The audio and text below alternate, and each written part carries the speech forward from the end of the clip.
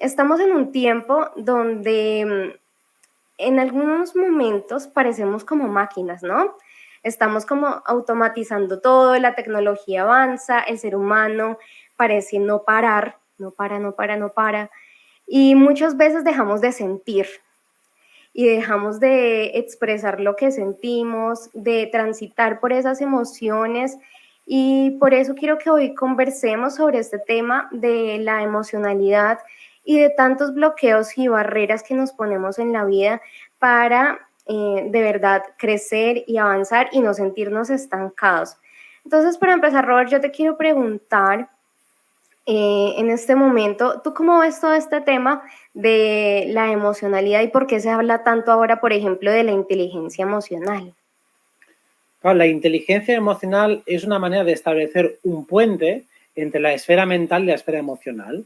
Normalmente se toman como compartimentos separados o incluso como las emociones desde la perspectiva de que fuera algo completamente incontrolable, que la consciencia o la atención no pueden intervenir allí o que incluso el pensamiento tampoco tiene nada que decir sobre las emociones, ¿no? Como decimos, las emociones como fueran algo irracional y los pensamientos algo racional, estableciendo una separación que es ficticia. Realmente, cuando hablamos de inteligencia emocional, lo que intentamos es entender las emociones, es comprender exactamente qué nos quieren decir, para qué sirven, cuál es su funcionamiento y ser capaz de ensamblarlas de una manera armoniosa con nuestro intelecto. De hecho, ya que has titulado esto bloqueos emocionales, los bloqueos emocionales son simplemente una mala relación que se produce entre la esfera emocional y la mental. Cuando la mente pone excesivas barreras, el sentimiento queda literalmente atrapado y eso crea dolor y eso crea sufrimiento. Y mucho porque realmente cuando nos encerramos y no dejamos explorar y transitar esas emociones, realmente no permitimos esa libertad, ser libres y sacar todo esto. Y a mí me pasa, Robert, por ejemplo, cuando, y más que todas las mujeres, ¿no? Que nos dice, ustedes son mucho más emocionales, ustedes lloran por todo, como que tenemos más esa capacidad de sacarlo, pero aún así muchas veces como para poner ese, no sé si es como una armadura de prefiero no sentir para que no me duela, para no sufrir, y la pongo, pero realmente, ¿cuál es ese daño que nos estamos haciendo? O sea, ¿cómo trasciende esto en nuestra vida personal, en las relaciones, en el trabajo? Sigamos un poco lo que estábamos hablando antes. Las emociones tienen que ser encauzadas, es decir, la mente, los pensamientos lo que hacen es ponerle un cauce para que las emociones se expresen y se conviertan en acciones. Cuando uno bloquea las emociones, lo único que hace es no dejar pasar la energía, crea un tapón. Ese tapón luego se somatiza y se convierte en enfermedad o en síntomas muy complicados o incluso en emociones muy negativas como pueden ser la ansiedad o la tristeza, que no dejan de ser, insisto, emociones bloqueadas. La ansiedad es un conjunto de acciones que han sido interrumpidas porque no puedo con todas ellas, entonces tengo como 20.000 demandas y no puedo atenderlas a todas a la vez, con lo cual tengo que ir poniendo frenos porque no se puede. Y la tristeza es cuando ha habido una acción muy anhelada que ha quedado bloqueada y frustrada de una manera indefinida. Entonces es por mis pensamientos que se bloquean las emociones y que se crean entonces las llamadas emociones negativas que no dejan de ser como agua estancada. O sea, las emociones son como el agua, de hecho, astrológicamente están representadas por el elemento agua. Y lo que hacemos con los pensamientos es ponerle presas. Realmente lo que tenemos que hacer es crear ríos, es decir, conseguir que ese agua se encauce de una manera adecuada según nosotros queramos. Si ponemos presas, lo único que hacemos es retenerlas. Y cuando un agua se retiene durante mucho tiempo, se pudre. Probad de dejar un agua estancada en un sitio y veréis qué porquería sale de allí. Pues eso es el sistema emocional ordinario. Entonces no hay que aprender a no sentir, pero sí que hay que aprender a encauzar las emociones, es decir, a dirigirlas a través del pensamiento hacia algo provechoso. O dicho de otro modo, podemos convertir cualquier emoción en motivación, que sería la manera más inteligente de utilizar las emociones.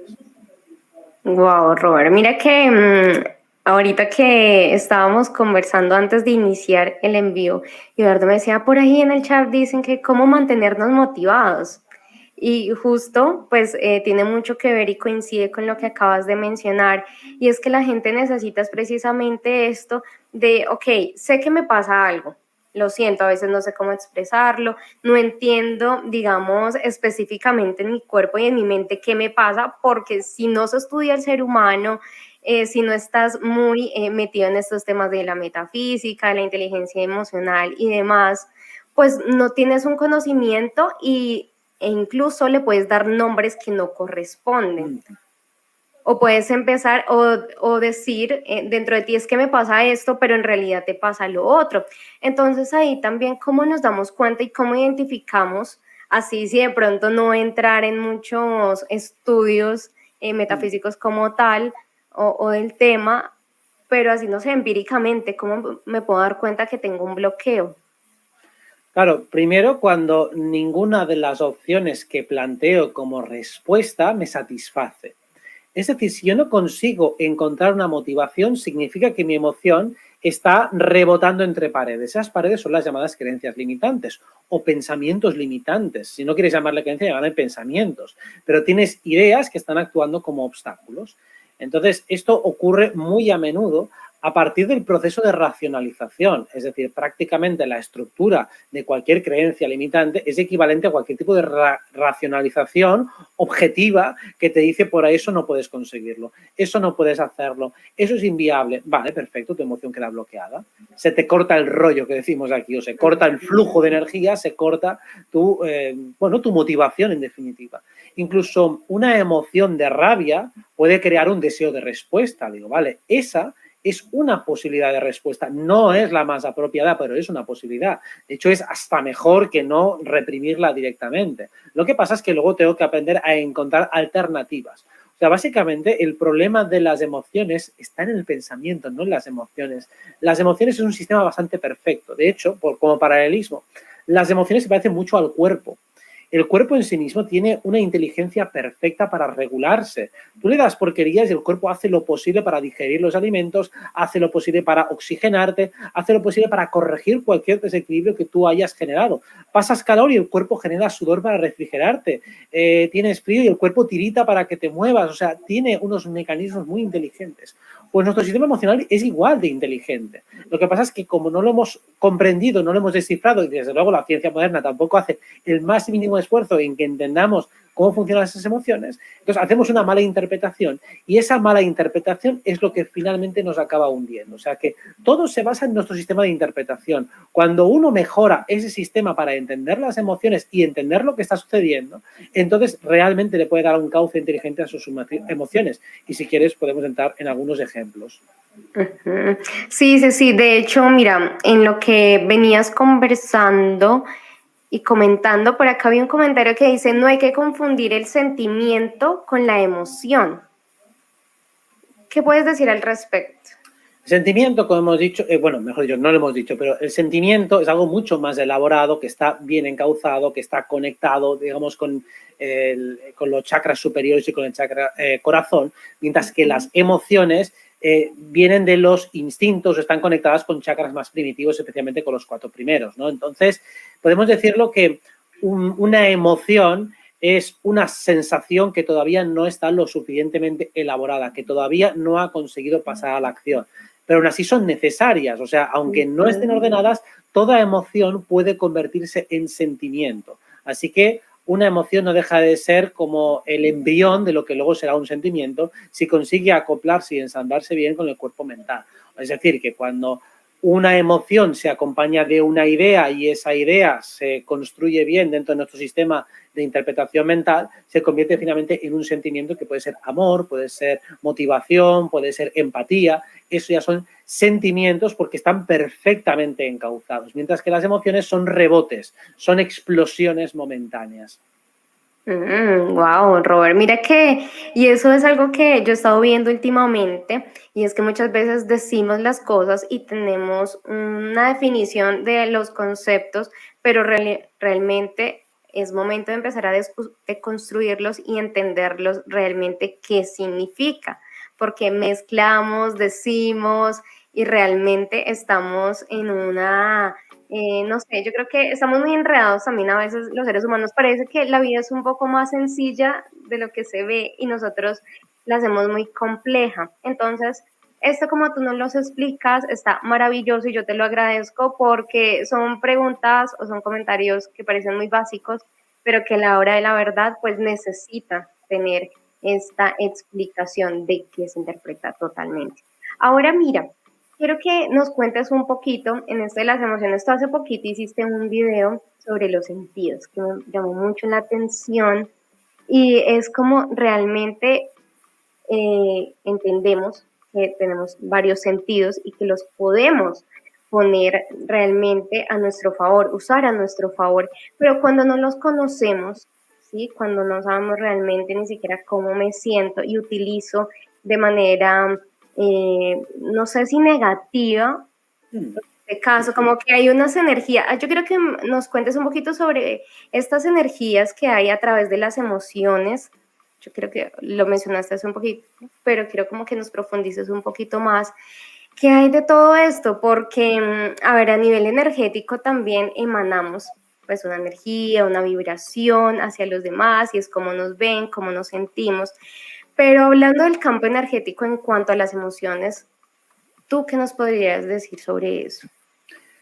Digamos que nuestro cuerpo energético, que también lo podemos llamar cuerpo astral o cuerpo emocional, está en permanente interacción con todo lo que le rodea, absolutamente con todo. Entonces, cuando una persona está bien conectada a ese cuerpo emocional o a ese cuerpo astral o a ese cuerpo energético, empieza a captar todo cuanto hay a su alrededor y eso le genera una respuesta. O sea, del mismo modo que los sentidos físicos nos generan una respuesta, por ejemplo, el sentido del tacto me permite palpar lo que hay a mi alrededor y, por lo tanto, ubicarme físicamente siguiendo unas coordenadas. El sentido del olfato también me permite orientarme en el entorno. El sentido de la vista, por supuesto, me permite ver la profundidad, me permite ver los lados.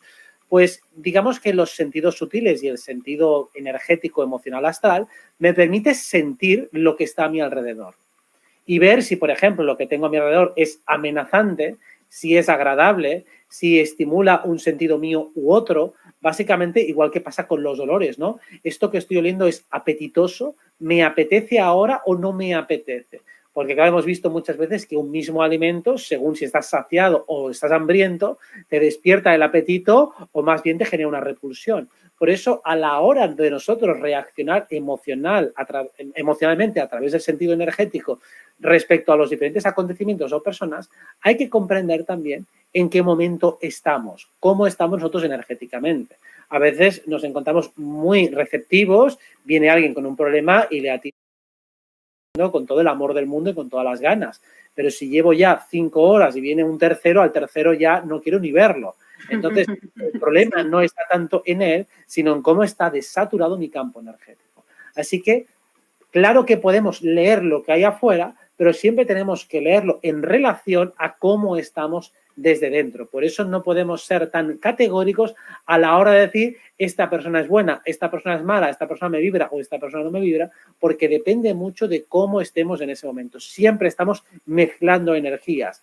De ahí la importancia de aprender a limpiarse, a ser capaz de entender exactamente cómo funciona tu registro energético, y eso lo haces en meditaciones, cuando estás frío, estás aséptico, estás resonante pero neutro, y es ahí cuando puedes captar la energía de los demás mezclándolos al mínimo o reduciendo la influencia subjetiva que puedas tener en ese momento.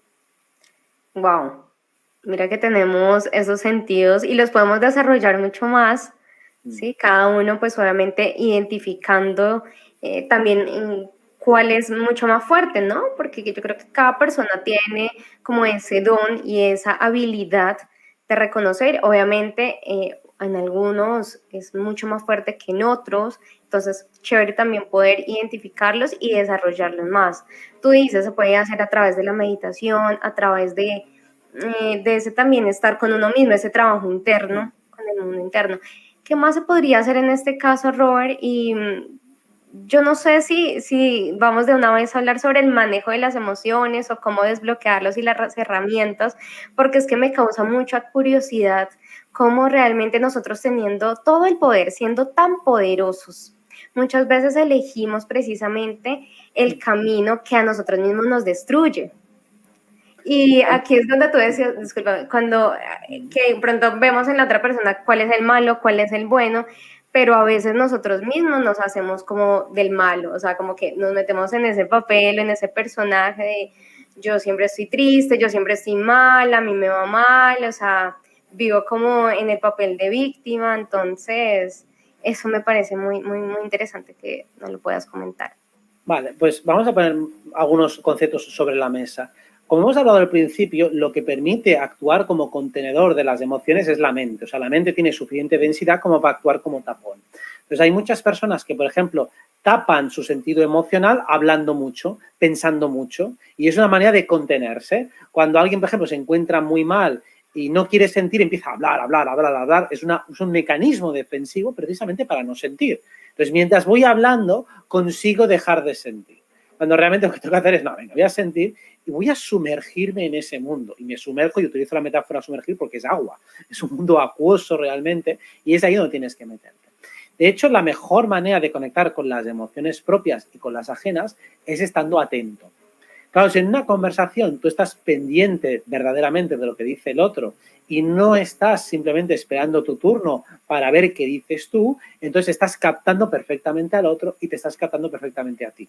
Estás en flujo permanente de información.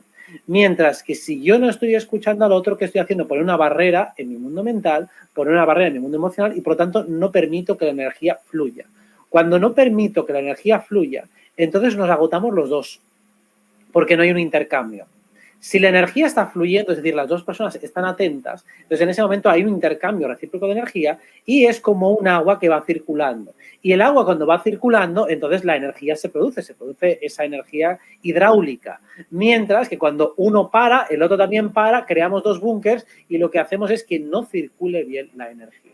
Entonces, la manera de que funcionen bien las emociones o de manejarlas bien es hacer que circulen. Claro que tengo que sentir plenamente. Normalmente lo que hacemos es, en cuanto siento algo que no sé manejar, busco un apaciguador.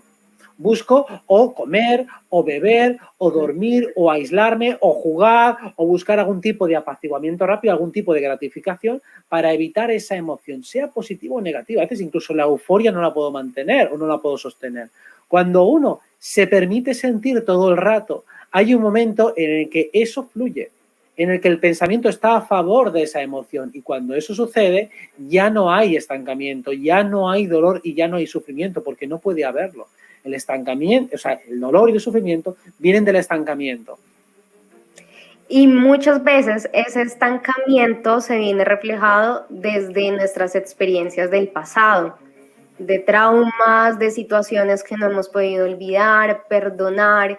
Y realmente yo veo, Robert, y desde mi posición como coach también, que me encanta escuchar a las personas, ver qué les pasa, cómo pueden realmente motivarse, pero más allá de esa motivación es tomar acción. Y veo también que hay mucho dolor interno de cosas que no se han podido superar.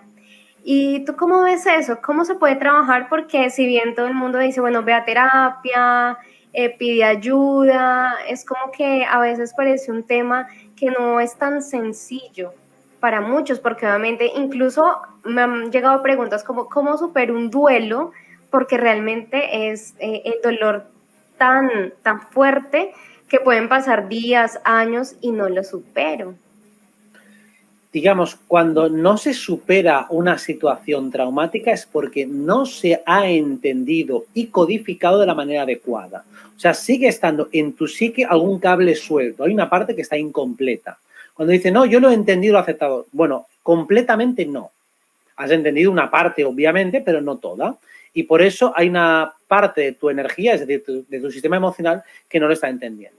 Por ejemplo, muchas veces puedo entender social y psicológicamente algo que me ha pasado, pero metafísicamente no lo entiendo. Espiritualmente no le veo el sentido o no le veo el significado. O al revés, entiendo o puedo aceptar que hay una explicación metafísica que, por ejemplo, me rebasa, que quizás no puedo llegar a encajarla, pero hay una parte de mí emocional o biológica que se siente frustrada, ¿no? Siempre que hemos padecido algo doloroso, una humillación en el sentido psicológico, por más que yo racionalice que bueno, que a lo mejor es un aprendizaje, mi cuerpo biológico y mi ego se sienten muy maltratados, se sienten muy humillados y muy dolidos. A lo mejor es mi masculinidad la que se siente herida, o mi feminidad, o puede ser mi parte más infantil. Entonces yo tengo que encontrar exactamente dónde está, qué parte de mis diferentes cuerpos o funciones psicológicas no ha entendido exactamente lo que ha pasado.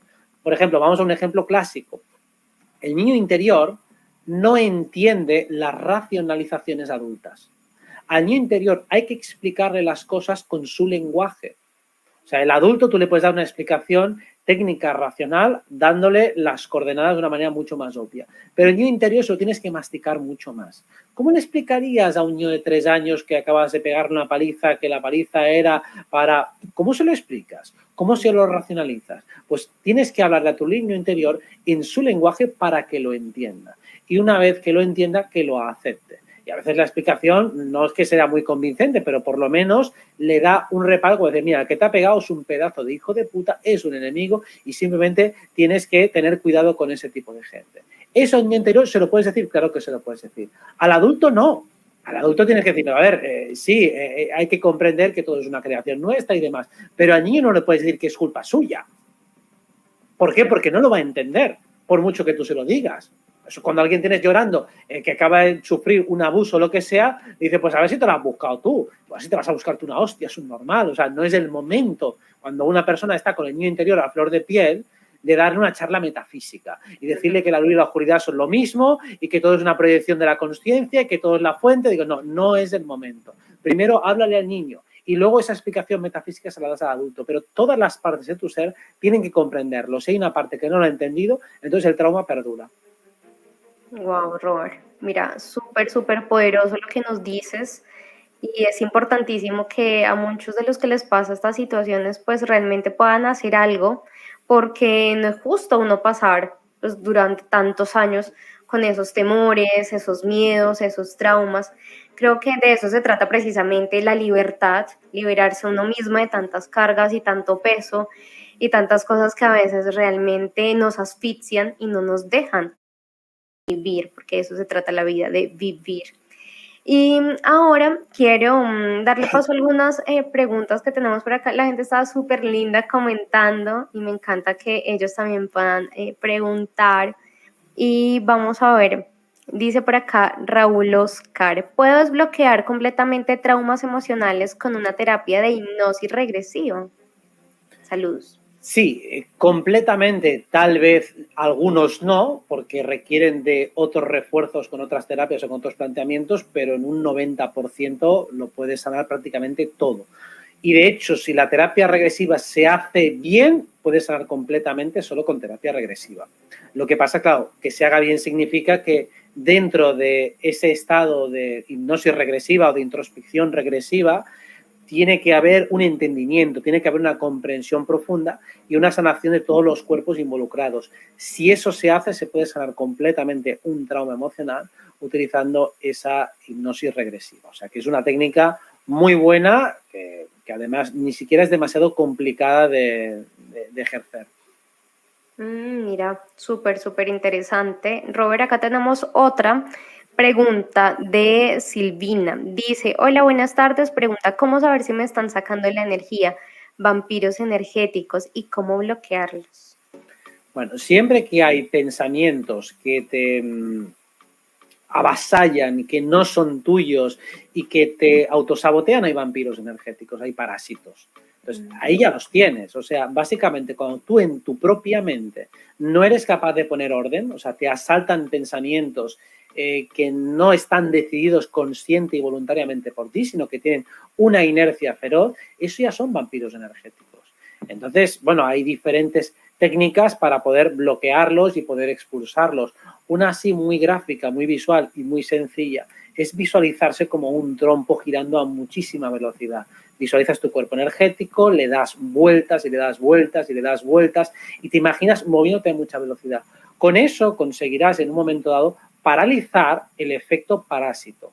Lo que ocurre es que luego tienes que ser capaz de hacer el trabajo alquímico interno para bloquear esos pensamientos y sobre todo para rebatirlos. O sea, el problema no es que me avasallen pensamientos que no son míos, sino que de algún modo les estoy dando validez.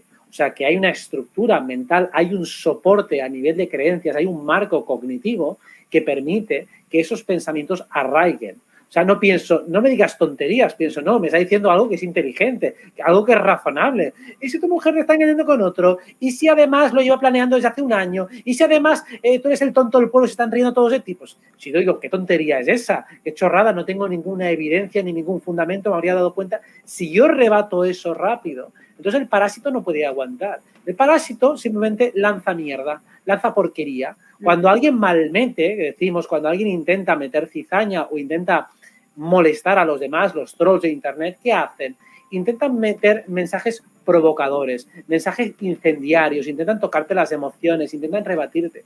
Pues un pensamiento parásito es como un troll de internet, actúa exactamente igual. Si tú eres capaz de detectar un troll de internet y observar, analizar su morfología, cómo funciona, cómo actúa, cómo piensa, cómo ataca, cómo distorsiona la realidad, pues los pensamientos parásitos que tienen son exactamente idénticos a los trolls de internet. O sea que os animo a investigar a los trolls, estudiarlos, hay muchísimos por internet, es facilísimo encontrarlos. Entonces, observar cómo van pasando de foro a foro o en Twitter o de vídeo a vídeo y qué comentan, siempre poniendo mal rollo, siempre con comentarios cínicos, siempre con veneno, siempre con un comentario sarcástico, sardónico, siempre intentando que alguien se sienta mal y ellos quedando por encima, pero siempre fuera de la ecuación. Pues los pensamientos parásitos son exactamente idénticos. Impactante, Robert, impactante. Y mira que por acá, antes de pasar a este tema de las constelaciones, vi una pregunta que me pareció muy interesante, es ¿cómo se hace para no volver a un pensamiento repetitivo que nos hace daño? Y es precisamente, y va en la línea de lo que tú venías diciendo, y es que muchas veces tenemos ese gusanito ahí, esa cosita ahí, y nos hace daño, o hicimos algo y venimos nosotros mismos a ponernos esa cruz encima y a decirle hiciste mal, mira, y si lo hubieras hecho diferente y todo el tiempo. ¿Cómo se hace realmente? A ver, el pensamiento repetitivo que te hace daño generalmente actúa desde un paradigma que es un paradigma mental, ¿no? Entonces, ¿a qué me refiero con esto? El pensamiento repetitivo, cuando es una pregunta machacona que se repite, casi siempre se basa en intentar dilucidar una cuestión que no se puede dilucidar. Por ejemplo, ¿podrías haberlo hecho diferente? Digo, ya, sí, podría haberlo hecho. Y si mi abuela tuviera ruedas, sería una bicicleta. O sea, te plantea algo que ya es imposible de cambiar o tal vez te plantea algo que tú no puedes averiguar fácilmente. O sea, básicamente el pensamiento repetitivo es respecto a cuestiones donde no hay claridad o donde hay incertidumbre. Es decir, que estamos en un paradigma filosófico existencial.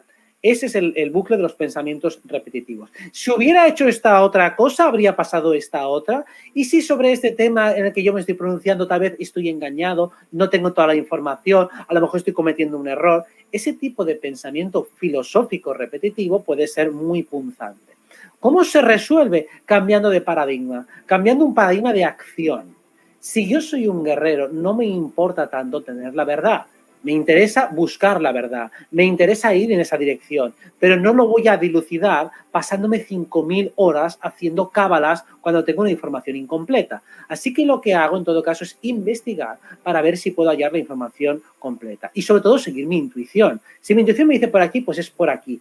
Claro que evidentemente si sigues una intuición es porque te falta información y a falta de información sigues una dirección.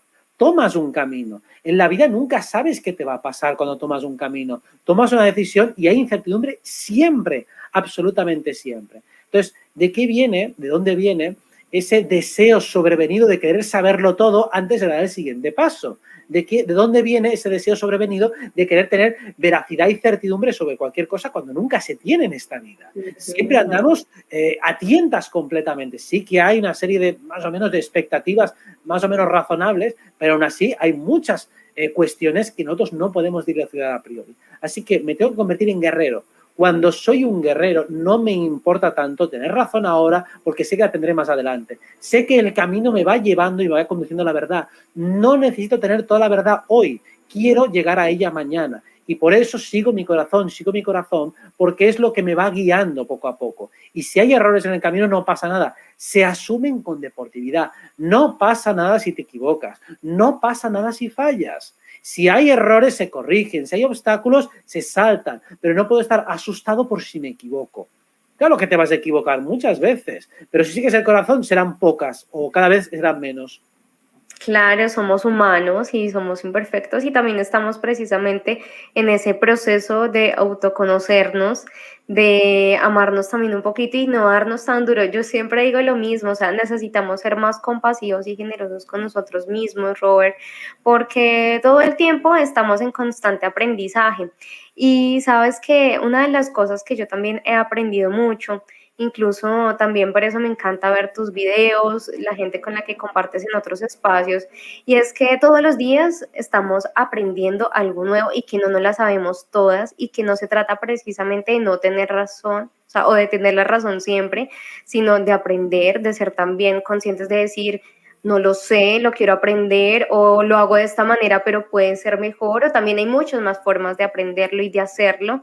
Entonces, en ese aspecto es muy, no sé, tranquilizante. Me genera mucha paz escucharte decir esto, también como para que nos hablemos muy bonito, porque el lenguaje también tiene acá mucho que ver.